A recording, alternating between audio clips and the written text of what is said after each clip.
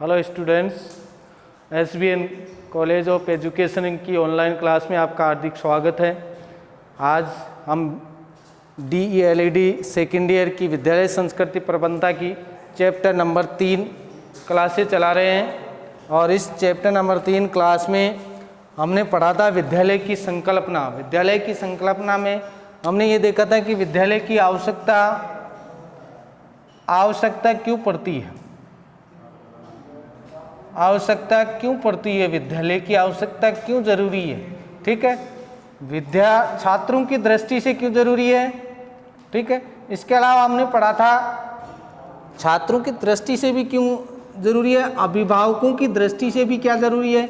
ठीक है, अभिभावकों के साथ साथ हमने ये देखा था कि राष्ट्र के लिए, समाज के लिए इनकी दृष्टि में विद्यालय की आवश्यकता क्यों पड़ी, इनके बारे में हमने अध्ययन किया था। तो इनके बारे में देखा था कि छात्रों की दृष्टि के लिए हमें विद्यालय की आवश्यकता है क्योंकि उसका शारीरिक, मानसिक, बौद्धिक, ठीक है, ये मनोवैज्ञानिक, ये उनका विकास करता है, इसलिए इसकी ज़रूरत है विद्यालय की।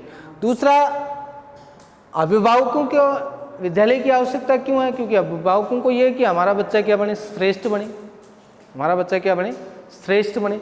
और समाज को इसलिए आवश्यकता है, समाज को विद्यालय की इसलिए आवश्यकता है कि समाज ये चाहता है कि बच्चे में भाईचारा बढ़े, सहनशीलता बढ़े, सगुणता बढ़े, प्रेम करने योग्य व्यक्ति हो। ठीक है, और एक सभ्य समाज का क्या बने, एक नागरिक बने और इससे सभ्य समाज को क्या करे, विकसित करे। इसके बाद था कि राष्ट्र को क्या आवश्यकता है, तो राष्ट्र को यह है कि विद्यालय की आवश्यकता है कि ऐसे सुयोग्य सभ्य नागरिक क्या करे, विकसित करे, जिससे कि राष्ट्र आगे की ओर अग्रसर हो। इस प्रकार की हमने विद्यालय की आवश्यकता क्यों पड़ती है, क्यों इसकी आवश्यकता है, तो इसके बारे में हमने थोड़ी बहुत चर्चा की थी। आज हम कर रहे हैं विद्यालय की संकल्पना। तो विद्यालय की संकल्पना में है, वो विद्यालय की संकल्पना हम अवधारणा के रूप में पढ़ते हैं कि विद्यालय की क्या आवश्यकता है, किस स्थिति में आवश्यकता है। तो विद्यालय में हम पढ़ेंगे मानवीय संसाधन, भौतिक संसाधन, वित्तीय संसाधन और प्रशासनिक संसाधन। यानी मानवीय, भौतिक, वित्तीय और प्रशासनिक, इन प्रबंध ही क्या है, संकल्पना है इसकी। यानी इनका ज्ञान ही विद्यालय की स्थिति है, इस विद्यालय की रूपरेखा को तैयार करता है। यानी ये टॉपिक, ये संसाधन ही विद्यालय की संकल्पना को स्पष्ट करते हैं। ठीक है, यानी विद्यालय की संकल्पना अपने आप में क्या है, इनमें समायोजित है। यानी ये मानवीय संसाधन, भौतिक, वित्तीय और प्रशासनिक, ये विद्यालय की क्या है, आधारशिला है, एक स्तंभ है। इन्हीं के द्वारा विद्यालय क्या है, संभव है। तो इसमें सबसे पहले आता है विद्यालय का मानवीय संसाधन के रूप में। तो मानवीय संसाधन में क्या आता है, मानवीय संसाधन में आता है एक तो प्रबंध समिति। प्रबंध समिति क्या आती है, प्रबंध समिति आती है। ठीक है, शिक्षक, अध्यापक आता है। कौन आता है, अध्यापक, शिक्षक आता है, प्रबंध समिति आती है, अध्यापक आता है। इसके अलावा संसाधनों के संदर्भ में आता है अध्यापक, अभिभावक, अभिभावक, अभिभावक। देखो, विद्यालय, अध्यापक, अभिभावक हो गया। अभिभावक के अलावा हो गया समिति के सदस्य, समिति के सदस्य और प्रशासनिक,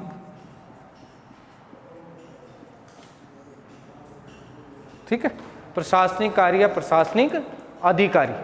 ठीक है, लिपिक,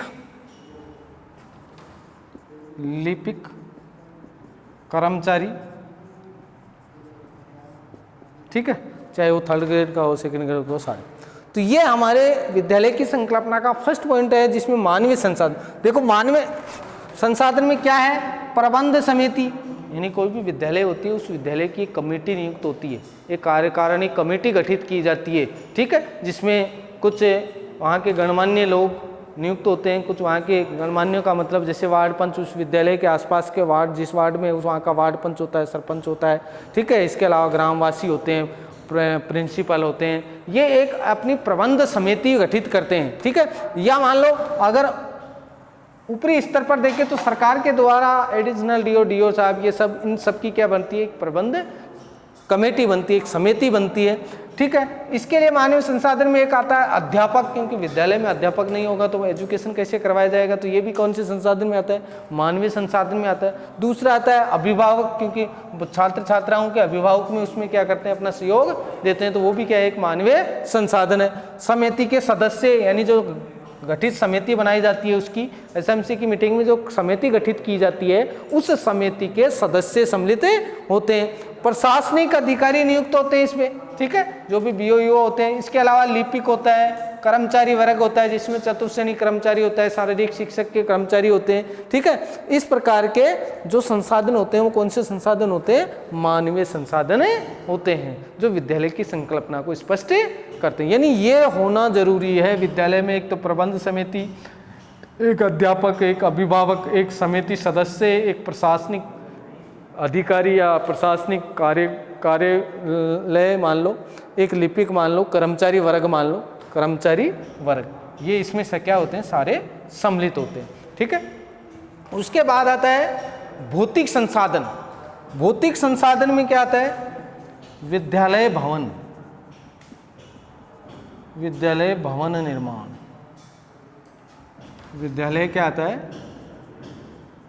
भवन निर्माण आता है। विद्यालय का क्या आता है, भवन निर्माण आता है। इसमें भवन निर्माण को सम्मिलित किया जाता है। इसके अलावा मैदान, पुस्तकालय, मैदान, पुस्तकालय, ठीक है। इसमें क्या आ गया, भवन निर्माण आ गया, मैदान आ गया, पुस्तकालय आ गया। पुस्तकालय के अलावा इसमें आ गए प्रयोगशालाएं आ गई, शिक्षण सामग्री आ गई। प्रयोगशाला,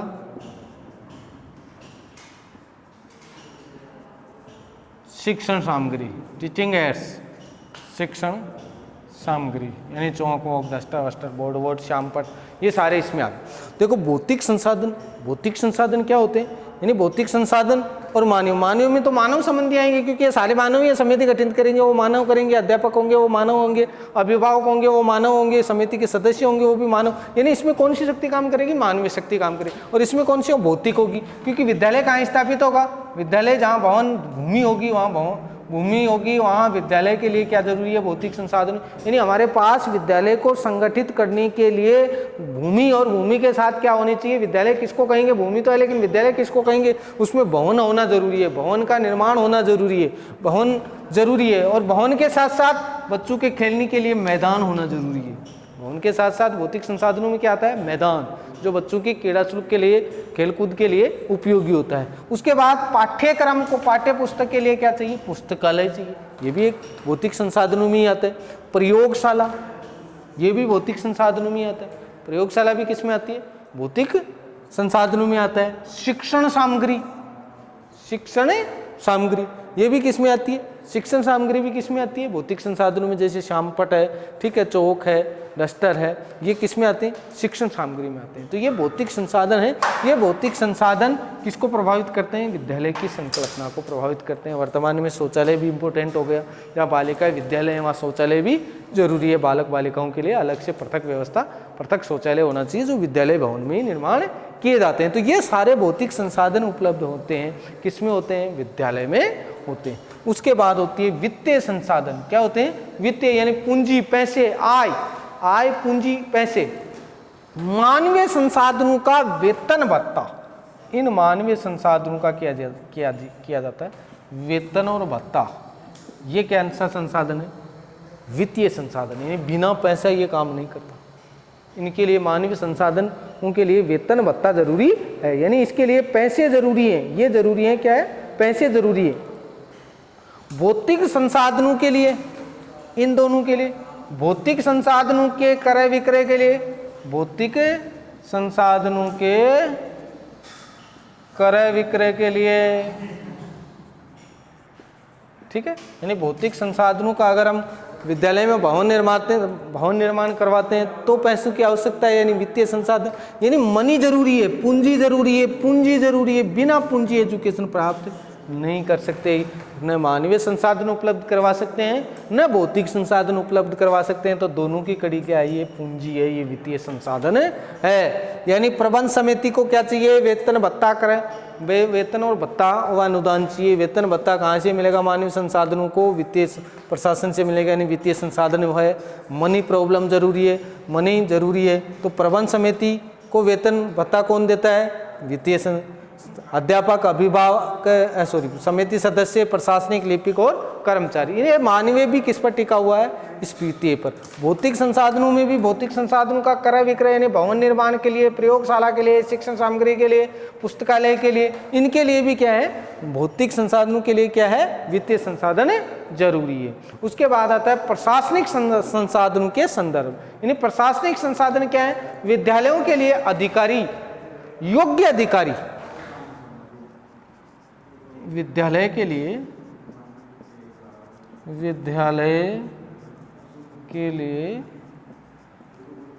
योग्य, अनुभवी,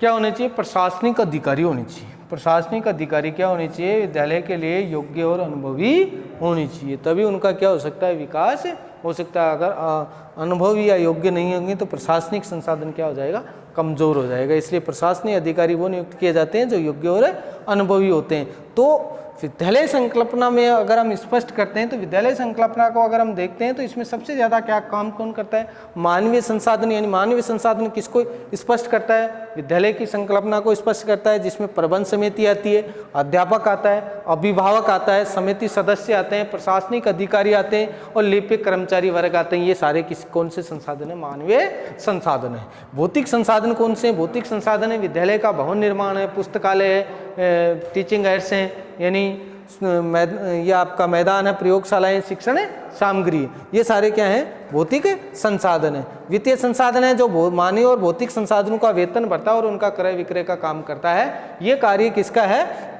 वित्तीय संसाधन का है। प्रशासनिक संसाधन में क्या होते हैं कि इन तीनों को मैनेजमेंट का काम करते हैं, ये तीनों को समायोजित करते हैं विद्यालय के लिए, जो योग्य और अनुभवी होनी चाहिए, जो इंटेलिजेंट होनी चाहिए। इस प्रकार की संरचना को माना गया है। उसके बाद आपका टॉपिक आता है, वो आता है विद्यालय के आधार। विद्यालय का आधार,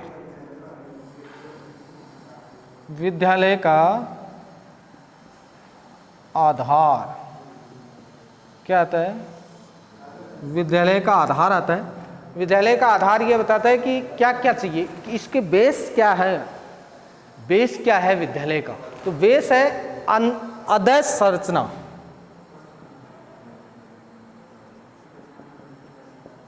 संरचना क्या है इसमें, अध्ययन संरचना में क्या आते हैं, जैसे आती है भवन, कुर्सी, मेज, ठीक है, भवन, कुर्सी, मेज, उपकरण, स्थान, उपकरण, मेज, कुर्सी, भवन, उपकरण, समय, ये क्या है, अध संरचना है। यानी इसके बगैर विद्यालय की आधार नहीं रखा जा सकता। इसके अलावा विद्यालय का क्या नहीं रखा जा सकता, आधार नहीं रख सकते। मान लो कैसे रखेंगे आधार, आधार रखने के लिए हमें क्या चाहिए, यानी किसी को बेस बनाने के लिए, विद्यालय का एक स्थल बनाने के लिए हमें क्या चाहिए, एक स्थल बनाने के लिए हमें चाहिए अध संरचना।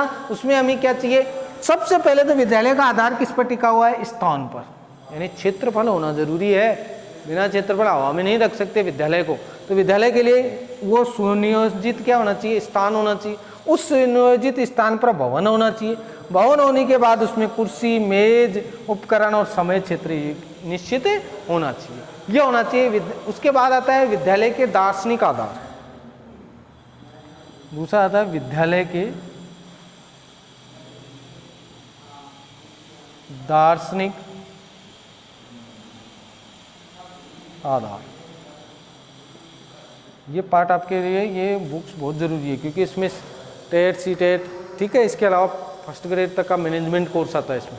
फर्स्ट ग्रेड यानी प्रबंध कमेटी यानी मैनेजमेंट जो जुड़ा हुआ है वो विद्यालय संस्कृति से जुड़ा है, विद्यालय का प्रबंध इसी से जुड़ा हुआ है। तो इसमें हमें देखना है कि वास्तव में क्या है, मानवीय संसाधन क्या है, भौतिक संसाधन क्या है, वित्तीय संसाधन क्या है, प्रशासनिक संसाधन क्या है। तो ये किसकी संकल्पना स्पष्ट करते हैं, विद्यालय की संकल्पना स्पष्ट करते हैं। तो विद्यालय का आधार बेस क्या है, तो विद्यालय का बेस है, पहला है अंदर संरचना यानी कि इसका बेस संरचना कैसा है, इसका ढांचा कैसा है। तो ढांचा स्थान, भवन, कुर्सी, उपकरण, मेज और समय ये होना चाहिए। उसके बाद है विद्यालय के दार्शनिक आधार। एक तो है प्रकृतिवाद आधारित विद्यालय, प्रकृतिवाद आधारित विद्यालय।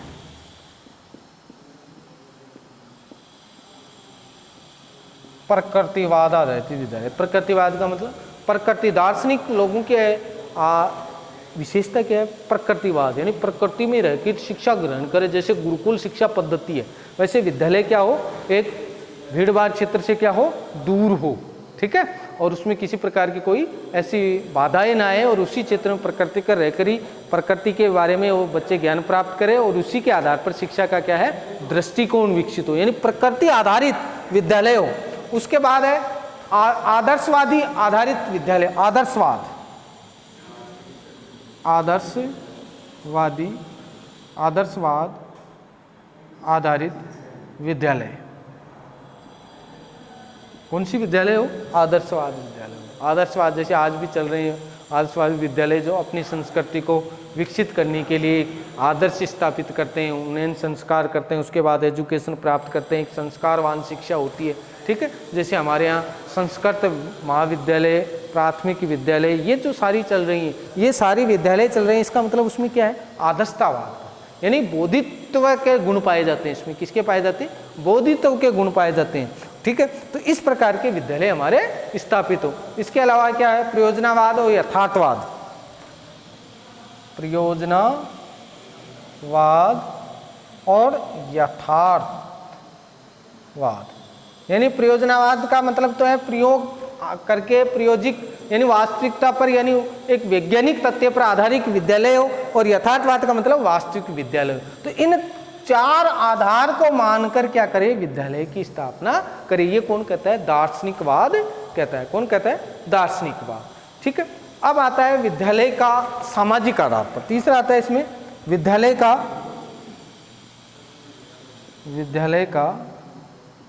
सामाजिक आधार, सामाजिक आधार यानी विद्यालय का सामाजिक आधार यानी बेस क्या है, विद्यालय का सामाजिक आधार क्या है। जैसे हमारे यहाँ प्रकृतिवाद आधारित है, आदर्शवाद है, प्रयोजनावाद है, यथार्थवाद है।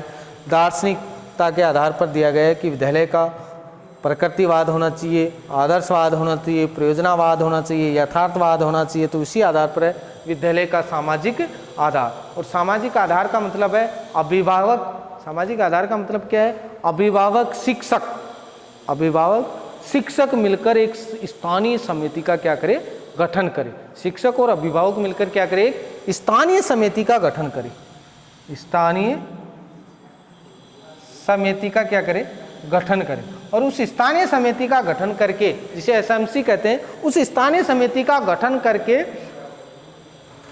पूर्व विद्यालयों के संघ जैसी सामाजिक संरचना के दृष्टिकोण से विद्यालय विकास में समाज की भूमिका निभाता है। यानी इससे ये स्थानीय समिति बना के ये पूर्व जो संरचना है उस पूर्व संरचना को आधार मानकर एक क्या करता है, एक नई पहल को विकसित करता है, एक समाज का अलग दृष्टिकोण विकसित होता है और वो सार्वजनिक रूप से एक सामाजिक विद्यालय का क्या होता है, निर्माण होता है, जिसमें समाज ये सोचता है कि हमारे विद्यालय और हमने स्थानीय रूप से इस विद्यालय को क्या कर रहे हैं, चला रहे हैं, तो वो उसका हो गया विद्यालय का सामाजिक स्थान, यानी सामाजिक स्तर पर विद्यालय का विकास होता है। उसके बाद है विद्यालय के मनोवैज्ञानिक आधार, विद्यालय का मनोवैज्ञानिक आधार।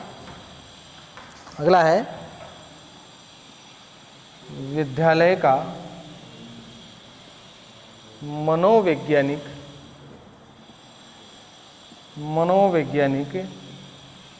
आधार। विद्यालय का क्या है, मनोवैज्ञानिक आधार है विद्यालय का। यानी विद्यालय को मनोवैज्ञानिक आधार क्यों कहा गया, विद्यालय को मनोवैज्ञानिक आधार है कि बच्चे कुछ होशियार होते हैं, कुछ सामान्य होते हैं, कुछ पिछड़े होते हैं। तो इस प्रकार के विद्यालय में बच्चे पाए जाते हैं, उनका सामाजिक, स्वेगात्मक और शैक्षिक विकास होना चाहिए। यानी बच्चा कोई होशियार है, ठीक है, कोई सामान्य है, कोई पिछड़ा हुआ है, तो उनका क्या होना चाहिए, सामाजिक तौर से शैक्षिक विकास होना चाहिए। मनोवैज्ञानिक रूप से सृजनात्मक और समुचित योजना स्थापित करनी चाहिए। यानी उन बच्चों के लिए अलग ऐसी व्यवस्था होनी चाहिए कि कोई बच्चा होशियार है, कोई बच्चा क्या है, होशियार, ठीक है, सामान्य, पिछड़ा, ये श्रेणी होती है बच्चों की विद्यालय में होती है। कोई इंटेलिजेंट होता है, कोई सामान्य होता है, कोई पिछड़ा होता है। तो उनको शैक्षिक आधार पर, उनको मनोवैज्ञानिक दृष्टि के आधार पर समुचित शैक्षिक व्यवस्था की क्या होनी चाहिए, व्यवस्था होनी चाहिए। यानी मनोवैज्ञानिक दृष्टि के आधार पर ही भी विद्यालय की स्थापना होनी चाहिए। मनोवैज्ञानिक आधार ये कहता है कि बच्चे की मानसिकता, उनकी इंटेलिजेंसी, उसकी सामर्थ्य, उसका पिछड़ापन, उसकी दुर्लभता, इसके आधार पर जो भी व्यवस्था है हमें वो शैक्षिक व्यवस्था सुचारू रूप से निश्चित करनी चाहिए, तभी का हमारा क्या हो सकता है, विकास संभव हो सकता है। उसके बाद है विद्यालय के प्रशासनिक आधार। उसके बाद क्या आता है, विद्यालय का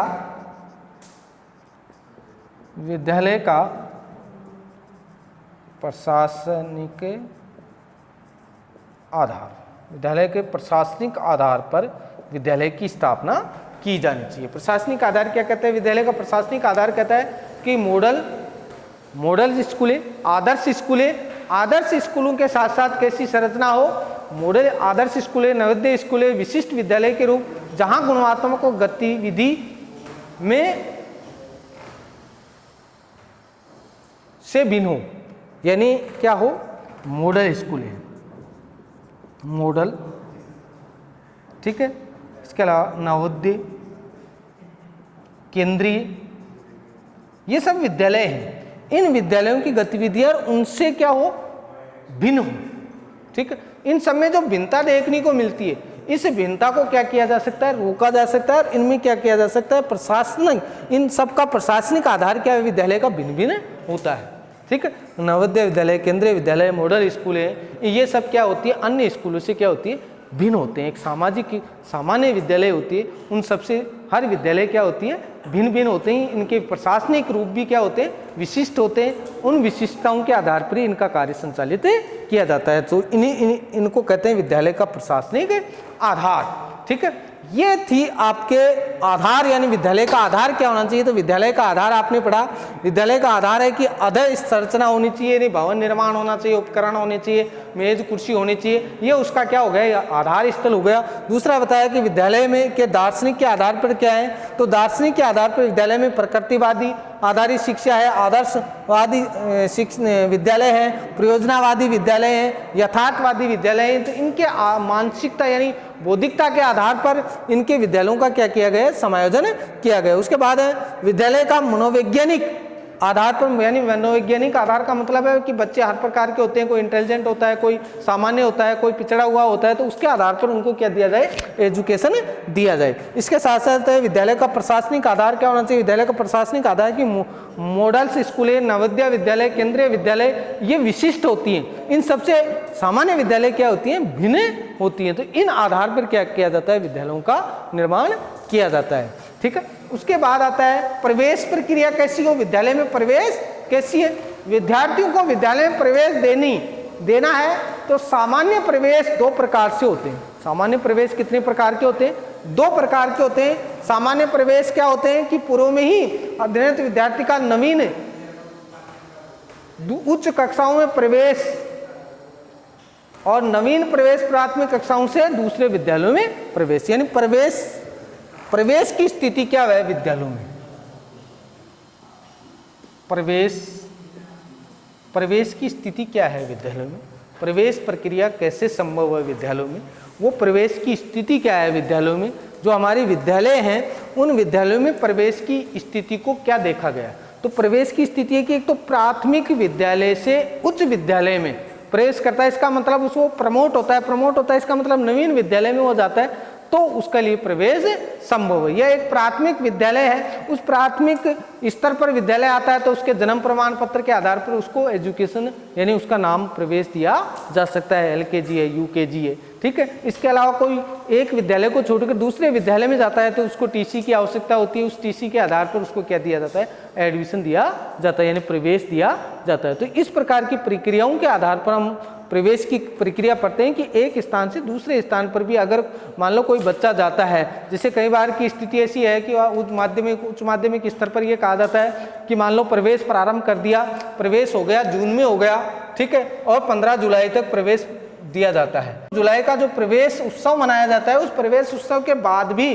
क्या विद्यालय परिवर्तन किया जा सकता है या स्थानांतरण किया जा सकता है, इस प्रकार की कई प्रक्रियाएं आते हैं, ठीक है। तो इस प्रकार की प्रक्रिया में ये देखा गया है, प्रवेश प्रक्रिया में ये बताया गया है कि प्रवेश तो दिया जाएगा लेकिन उसमें कुछ शर्त होगी, और वह शर्त ये होगी कि मान लो बच्चा स्थानांतरित, कोई उसका पिताजी सरकारी कर्मचारी और वो एक क्षेत्र से दूसरे क्षेत्र में स्थानांतरित होता है, तो उसको क्या दिया जा सकता है, दूसरी स्कूलों में भी वहाँ से टीसी देकर दूसरे स्कूलों में भी क्या किया जा सकता है, उसको प्रवेश दिया जा सकता है। इसके अलावा एक माध्यमिक स्तर की एक वर्तमान में ये बताया गया है कि जो बच्चा है जो प्राइवेट 10वीं करता है और 10वीं करने के बाद वो पास होता है, पास होने के बाद वो अगर रेगुलर एडमिशन लेना चाहता है, क्या लेना चाहता है, रेगुलर प्रवेश लेना चाहता है, तो उसको प्रवेश दिया जा सकता है। या वो बच्चा क्या 10वीं में फेल हो गया प्राइवेट और वो 10वीं में फिर रेगुलर प्रवेश लेना चाहता है, तो भी वो प्रवेश लेना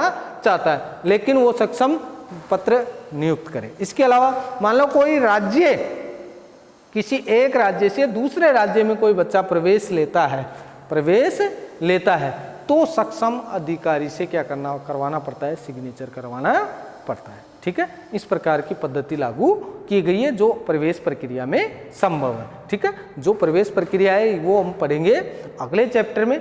आज हम इतना ही करेंगे कि विद्यालय की संकल्पना क्या है, ठीक है। तो आपको एक बार दोबारा देख लो, DLED DELED सेकेंड ईयर में हम पढ़ रहे हैं विद्यालय संस्कृति प्रबंध और शिक्षक। इसमें हमने पढ़ लिया था कि विद्यालय संस्कृति प्रबंध और शिक्षक क्या है, क्यों आवश्यकता है हमें विद्यालय की, क्या जरूरत है, तो उनके बारे में हमने पढ़ा था कि छात्र दृष्टि से क्या है, समाज की दृष्टि से क्या है, ठीक है। इसके अलावा राष्ट्र के लिए की दृष्टि में विद्यालय क्यों जरूरी है, अभिभावकों की दृष्टि से विद्यालय क्यों जरूरी है। तो इस प्रकार की हमने कई प्रकार की दृष्टिकोण पढ़े थे। उन दृष्टिकोण के बाद हमें पढ़ना है विद्यालय की संकल्पना, यानी विद्यालय की अवधारणा क्या है, विद्यालय है क्या वास्तव में। तो विद्यालय क्या है, विद्यालय है जिसमें मानवीय संसाधन, भौतिक, वित्तीय और प्रशासनिक, ये चारों क्या हो, उपलब्ध है।